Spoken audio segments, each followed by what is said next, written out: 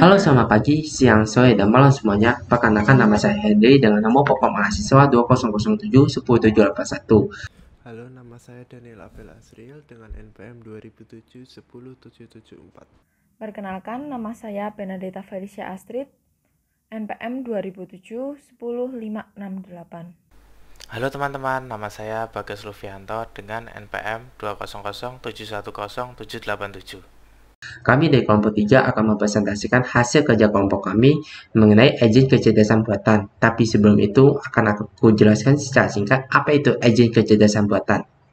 Agent kecerdasan buatan merupakan suatu sistem komputer dalam suatu lingkungan memiliki kemampuan bertindak secara otonom sesuai dengan situasi lingkungan yang sesuai dengan sasaran yang dirancangnya. Nah, untuk agent kecerdasan buatan yang akan kami presentasikan kali ini adalah Google Assistant. Google Assistant sendiri diluncurkan pada bulan Mei tahun 2016 sebagai evolusi fitur Android yang dikenal sebagai Google Now. Nah, Google Assistant sendiri merupakan bagian dari aplikasi kecerdasan Google Allo. Nah, untuk penjelasan secara rincinya akan dijelaskan oleh teman saya. Fungsi yang pertama adalah untuk memasang reminder, kedua mengirim pesan, ketiga memberitahu kondisi lalu lintas, keempat membacakan berita, kelima menerjemahkan kata, dan masih banyak lagi. Arsitektur agen yang pertama adalah black box. Google Assistant akan menerima masukan dari user, lalu memberikan tindakan sesuai dengan keinginan user. Kedua adalah kepercayaan atau belief, yaitu Google Assistant memiliki kemampuan untuk mendeteksi lingkungan sekitarnya.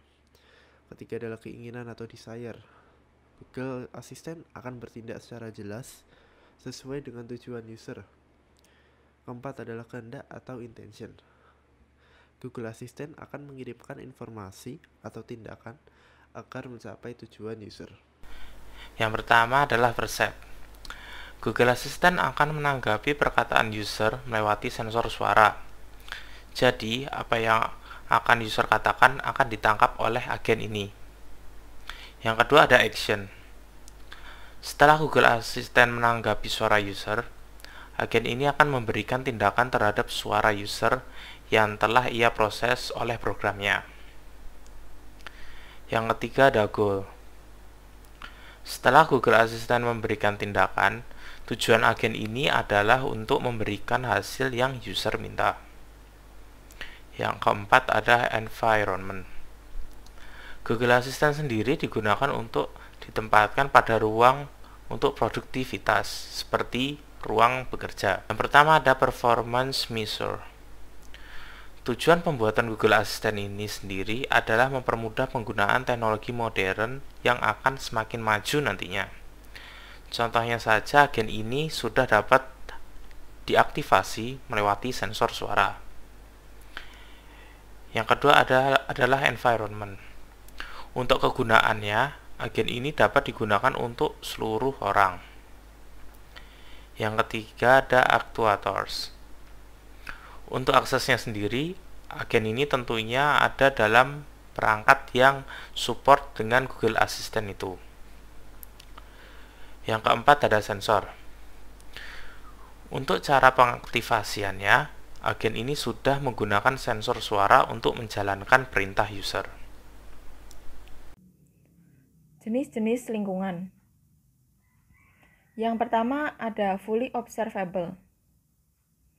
Di sini Google Assistant akan menangkap sensor suara secara lengkap dan akan memberikan hasil yang user minta. Yang kedua ada stochastic. Setelah user memberikan tindakan kepada Google Assistant dan Google Assistant selesai memberikan hasil, user akan memberikan tindakan selanjutnya. Yang ketiga ada episodic. Di sini Google Assistant akan menangkap sensor suara dari user dan akan memprosesnya secara real time. Yang keempat, dynamic. Pada saat Google Assistant sedang menjalankan perintah yang berkaitan dengan lingkungan, maka lingkungan tersebut yang akan berubah. Yang kelima, continuous. Google Assistant akan melaksanakan perintah user sesuai dengan permintaannya selama ia dapat melakukannya secara terus-menerus. Dan yang terakhir ada multi-agent. Di sini Google Assistant dapat melaksanakan tindakannya selama ada beberapa perangkat yang mensupport Google Assistant. Jenis agen. Yang pertama ada Simple Reflex Agent. Di sini Google Assistant akan langsung menangkap sensor dari suara user dan memprosesnya secara real-time. Yang kedua ada Model-Based Reflex Agents. Setelah menangkap sensor suara dari user, Google Assistant akan melakukan perubahan lingkungan seperti yang user inginkan. Yang ketiga ada Goal-Based Reflex Agents. Di sini setelah menangkap sensor suara dari user Google Assistant, akan secara tepat mengerjakan perintah user sesuai dengan tujuan user. Yang keempat, Utility-Based Reflex Agents.